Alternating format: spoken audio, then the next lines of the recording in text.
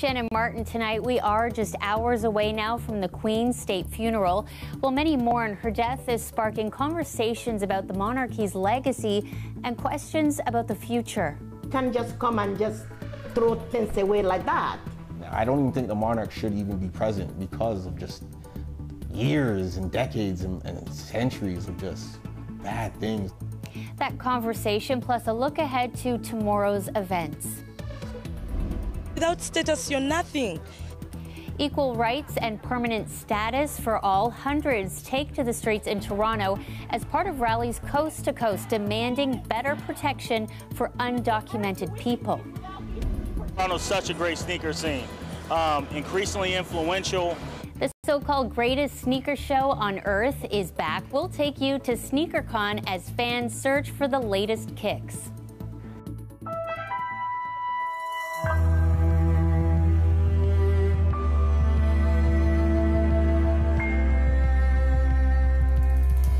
Thanks for joining us. In just a matter of hours now, Britain and the world will say their final farewell to Queen Elizabeth. In London, the queue of people passing by her coffin will run through the night until dawn. Then, a few hours later, the service will begin. Margaret Evans takes us there. The United Kingdom preparing to bury its queen, her image seeming to pulse from every street corner and store window, signs advising customers that shops will close for tomorrow's state funeral.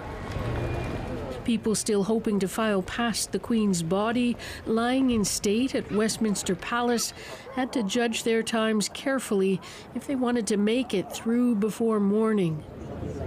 The line, or the queue as Brits call it, has become its own phenomenon, with Twitter feeds and live maps estimating the length of the wait. We started at 7:30 this morning queuing. I think it's just important because this is history in the making. And not that I'm a royalist, but you have to give her credit for who she was. Hundreds of thousands of people have stood in line over the past 4 days, times averaging between 12 and 20 hours. She was a great woman, you know, always been amazing to the country, to us, to, you know, the, how do we say, the people who come from other countries, you know. The mood has been one of great conviviality, or so say observers. Well, I don't think there will be another queue like this in history ever after this one. Political scientist Rob Johns has been polling many in line. I think the queue has become an event in itself. So people, it's not just about the end, that 1 minute in Westminster Hall. It is about the means to that end. He says it seems to be a unifying experience. They look quite like Britain in terms of their age profile, in terms of the gender balance, in terms of even ethnicity. This is not the very white queue that people predicted. Also making their way to Westminster to pay their respects, although able to jump the queue, many of the world leaders and dignitaries arriving for the funeral, including U.S. President Joe Biden, offering his condolences. To all the people of England, all the people of the United Kingdom, our hearts go out to you, and you were fortunate to have had her for 70 years. We all were. The world's better for her. Thank you. Later, guests were invited to Buckingham Palace for a reception hosted by King Charles. And when darkness fell, there was a moment of silence in Queen Elizabeth's honor. Those still in the queue pausing briefly before continuing their journey on into the night. Margaret Evans, CBC News, London. The death of the Queen has sparked many glowing tributes and also conversations and criticism of Britain's colonial past. Meg Roberts has the story of one family divided on how to move forward. Like millions of others, news of the Queen passing hit 55-year-old Monica Morgan hard. It was like tears run down my eyes to hear that he passed. A different reaction from her 30-year-old son. I didn't think too much of anything when the Queen passed. Morgan was born in Nigeria, a country that was granted independence of the British in 1960, which she says noticeably impacted the quality of life and left the country without a sense of security. It was good back then. Yeah, back then before them become independent. But Kevin Aquamazor says his mother's allegiance to the Queen stems from other reasons. Stockholm syndrome. That's the best thing I could. Stockholm syndrome is the best thing I could say, man. It's like you fall in love with your ruler, right? You fall in love with your captor. That's how I look at it. Their generational gap and differing historical interpretation, a reflection of how people are feeling around the world, especially for residents of countries directly impacted by British colonialism. A U.S. professor says the Queen's death has deepened conversation around Britain's impact on other nations and her response, or lack thereof, to a system that subjugated millions. The Queen, during her period of that reign, when she was sovereign, never mentioned it once, never apologized once, never respected the pain of the people who were harmed through slavery, even though her very family obtained much of its wealth from that very trade. Yeah, because Queen is for many people. It touches many people's lives. The Queen's passing has both Morgan and her son wondering what the future of the royal empire will look like. Both of them set on different outcomes. It's so important to keep the old style, the old ways. I don't even think the monarch should even be present because of just years and decades and centuries of just bad things that they've invested in and they've helped put forth. Meg Roberts, CBC News, Toronto. A candlelight vigil ahead of the Queen's funeral was held in Brampton tonight on the steps of City Hall. Among the crowd, several local dignitaries and hundreds of Brampton residents. The city's Royal Canadian Legion will also hold a service of remembrance at the Memorial Square Cenotaph tomorrow. The federal government announced tomorrow will be a holiday for federal government employees, but it's not a stat holiday in Ontario. Instead, Premier Doug Ford says Ontario will mark a day of mourning, and there are events happening right across the province. In Ottawa, Queen Street westbound from Bay to Bronson will be closed for a parade. Windsor will have a public viewing of the funeral at City Hall Square beginning at 5:45 a.m. The city of Mississauga will also broadcast the funeral on the big screen at Celebration Square. And in Toronto, TTC will stop service for 96 seconds at 1 p.m. and the bells will ring at Old City Hall 96 times in celebration of the Queen's 96 years. A memorial service will happen in the city on Tuesday.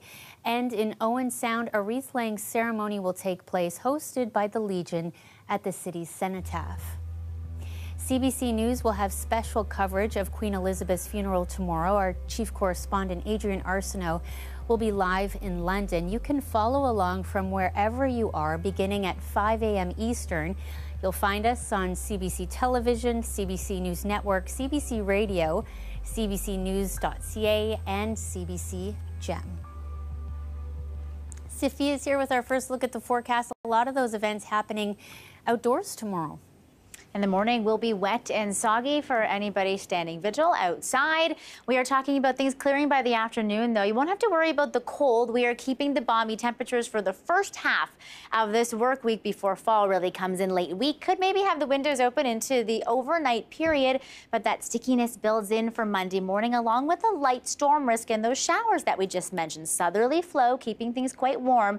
Downright sticky into the afternoon, feeling like the low to even mid-30s in the south. A different season, though, for those of you to the north and to the east, along that line where we also have this really heavy rain shaping up. So for anybody going out into Ottawa for any of the events tomorrow, still another 20 to 40 millimeters of rain to come. These are some of the areas that saw a lot of flooding over the past few days as well. A general 5 to 15 in the south, then up towards Cottage Country. The areas highlighted with that purple line could see a bit of a soggy Monday morning commute as well, anywhere around the lake shores.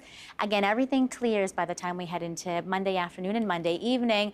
A balmy rest of Monday and Tuesday, but coming up in the long range, I will tell you about the cold and the active weather that will come in Wednesday into Thursday. Shannon. Okay, we'll see you shortly. Thanks, Sophia. You're welcome. Protests continued in Iran today over the death of a young woman after she was arrested. Mahsa Amina was 22. She was detained this week for violating the country's dress rules. At some point, she fell into a coma. Amid suggestions that she'd been beaten, protests broke out, one at yesterday's funeral, more today. Posts on social media are being widely shared more than 1.5 million times. Authorities insist videos show she simply collapsed. Her family denies suggestions she suffered chronic health problems. Meantime, thousands of people coast to coast here in Canada rallying together. Their goal, better protections for undocumented migrant workers. Patrick Swadden takes us to an event in Toronto. I wake up every morning, I don't know what to do, I can't find a proper job because no one is able to employ you when you don't have any documents. Jen, who didn't provide her last name to CBC, is one of Canada's 500,000 undocumented migrant workers. She fled Uganda in 2017 and came to Canada as a refugee. But since then, she says her undocumented status has made her life difficult. Because without status, you're nothing. You can't say, your voice can't be heard. You can't do anything. You can't access health care. It's our day for regularization. But Jen's voice was one of hundreds heard during a Toronto rally today. It was just one of 13 marches across the country calling on Ottawa to regularize, or give immigration status, to undocumented workers. Advocates say these workers lack basic human rights. We have members who are being paid $5, $6, $7 an hour because they know they can't speak up. People who are working 60-hour weeks without a single day off because the employers know that they don't have immigration status and they can turn them over to police. Ottawa launched a regularization program for asylum seekers working in healthcare during COVID-19. But Hussan wants Canada to include all undocumented workers. He says this will allow them to advocate for better work, study, and living conditions and access universal healthcare. In August, 3 farm workers died in a span of a single week because they couldn't protect themselves. Last year, at least six international students killed themselves because of stress and anxiety. Lack of immigration status is simply killing us. A spokesperson for Immigration, Refugees and Citizenship Canada said in a statement to CBC News, Minister Fraser has been mandated to build on existing pilot programs to further explore ways of regularizing status for undocumented workers who are contributing to Canadian communities. Supporters of today's rallies say this needs to be a priority when Parliament resumes.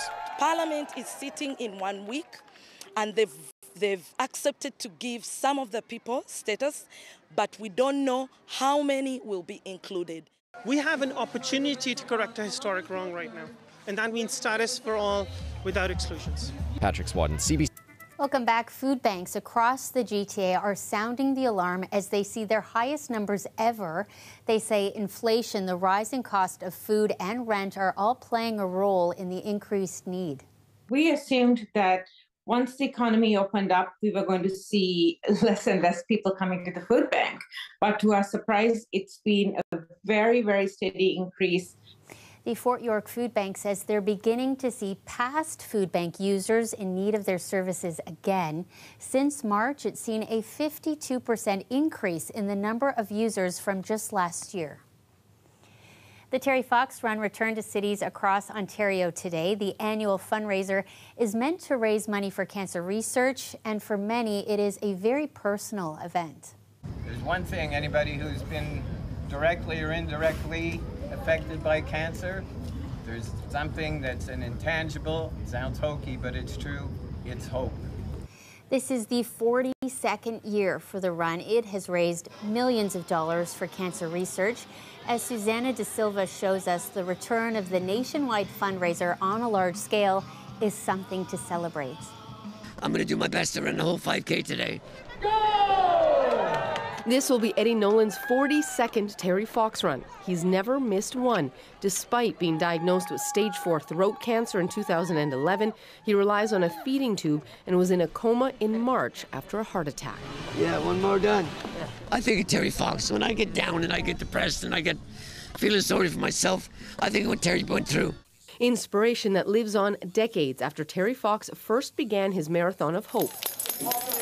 Millions of Canadians took part in more than 560 communities, from the Yukon to Halifax to Vancouver. Terry's dream was a world without cancer.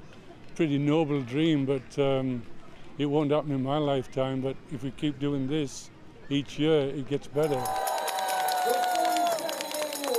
Since Fox began his run, more than $850 million has been raised for cancer research, and after 2 years of virtual or individual events thanks to the pandemic, runners were glad to be back together. I'm running for my mom. I'm running for my grandpa.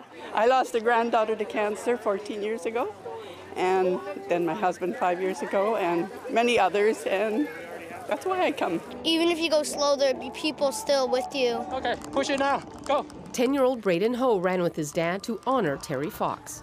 Good job. I think that he's a hero that saved tons of lives. The ongoing success is something Terry Fox never imagined, according to his brother, now running with his own grandkids in their hometown of Port Coquitlam. Survival rates in cancer are so much better than they were 10, 20, 45 years ago when Terry was diagnosed. So that's what he wanted to do. It wasn't about Terry Fox, it was about making a difference in other people's lives. A difference that continues decades later. Susanna De Silva, CBC News, Port Coquitlam. The annual Red Path Waterfront Festival was back in Toronto's Sugar Beach this weekend. It's a celebration of a bittersweet event, the last weekend of summer. Visitors got a chance to see the famous Theodore II tugboat performances and check out some food trucks. Well, it's time for a short break. Sophia is coming back to join us, and we head to SneakerCon too. The Toronto International Film Festival has officially wrapped up, with several big honors being given out today, including the People's Choice Award. And the winner of the 2022 People's Choice Award at the Toronto Film Festival is The Fabelmans, directed by Steven Spielberg.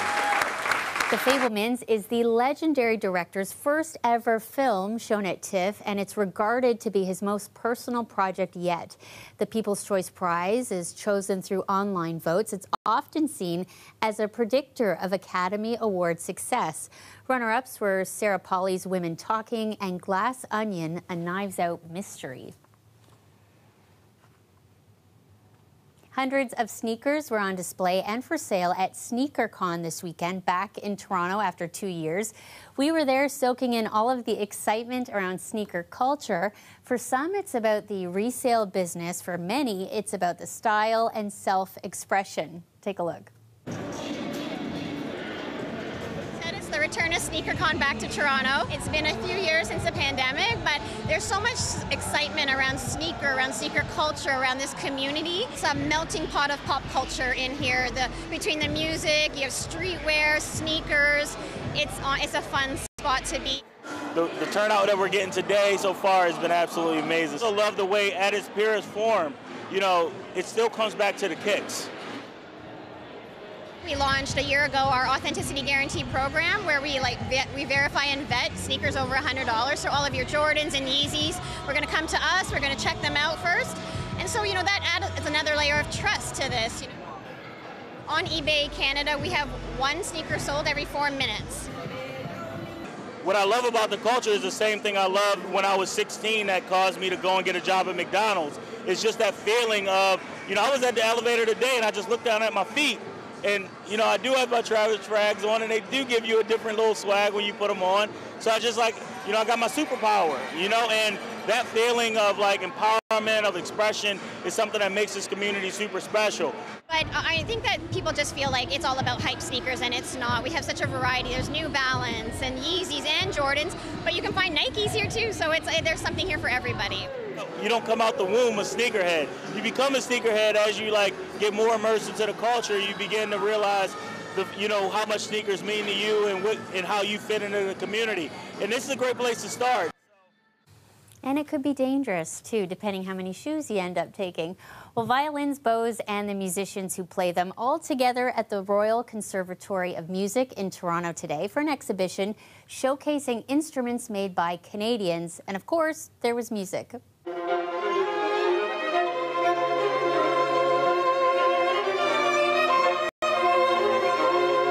It's just nice to see all of these luthiers here in one place and to try multiple instruments at once. And this is a rare opportunity for everybody to be here. We have an exhibition of contemporary violin and bow makers from across Canada. We have music, we have instruments, we have bows. We have here the finest makers